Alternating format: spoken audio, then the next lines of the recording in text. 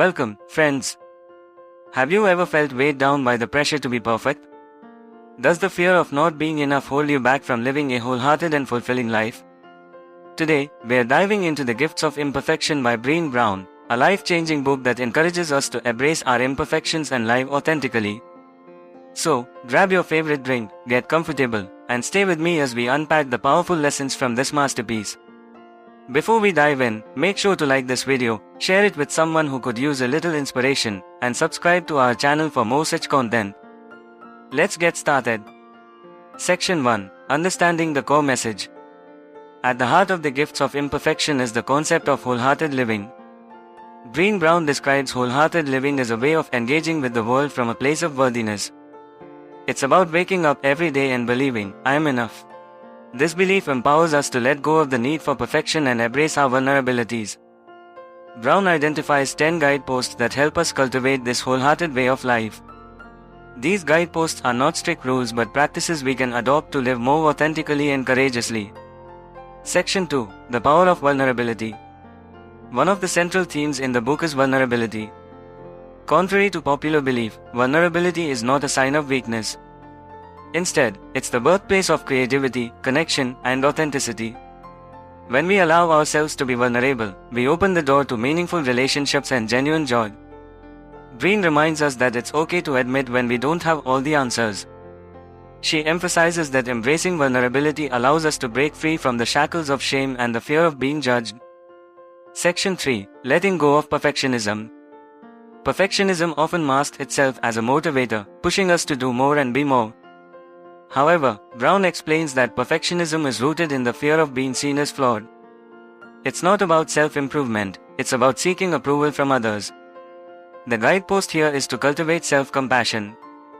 When we treat ourselves with the same kindness and understanding we'd offer a friend, we begin to let go of the need to be perfect and focus on progress instead. Section 4. Cultivating gratitude and joy. Another key takeaway is the practice of gratitude and how it leads to joy. Gratitude isn't just about saying, thank you. It's about cultivating a mindset that appreciates life's small, everyday blessings. Brené suggests starting a gratitude journal where you write down 3 things you're thankful for each day. Over time, this practice shifts your focus from scarcity to abundance and helps you experience joy more deeply. Section 5. Authenticity and belonging. Authenticity is about letting go of who we think we're supposed to be and embracing who we truly are. This is easier said than done, especially in a world that often rewards conformity.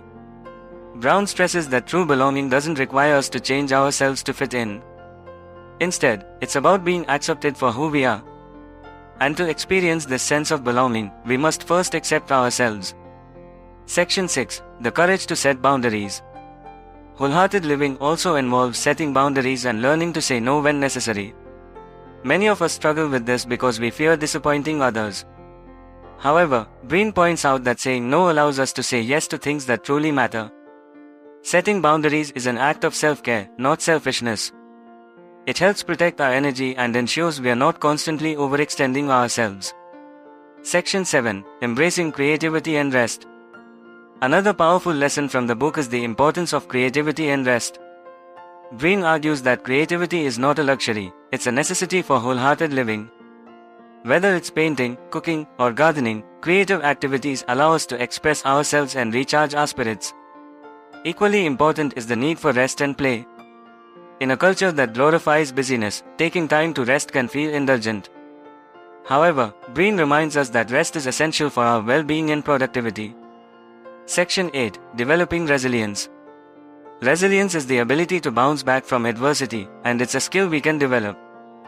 Brené explains that resilience is closely tied to hope and faith.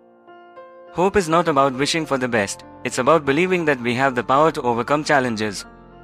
Cultivating resilience involves practicing mindfulness, building a strong support system, and focusing on what we can control instead of what we can't. Section 9. Living wholeheartedly every day. Living wholeheartedly is not a destination, it's a journey. It requires us to consistently practice the guideposts and be gentle with ourselves when we falter. Brené encourages us to embrace the messiness of life and find beauty in our imperfections. Conclusion. The Gifts of Imperfection is more than just a book. It's a guide to living a more authentic, joyful, and connected life.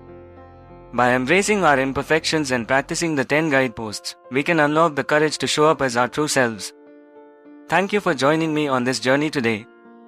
If this summary resonated with you, don't forget to like this video, share it with your friends, and subscribe to our channel for more insightful content. Until next time, take care and remember, you are enough. Now, I'd love to hear from you. What part of the Gifts of Imperfection resonated with you the most? Drop your thoughts in the comments below. See you in the next video.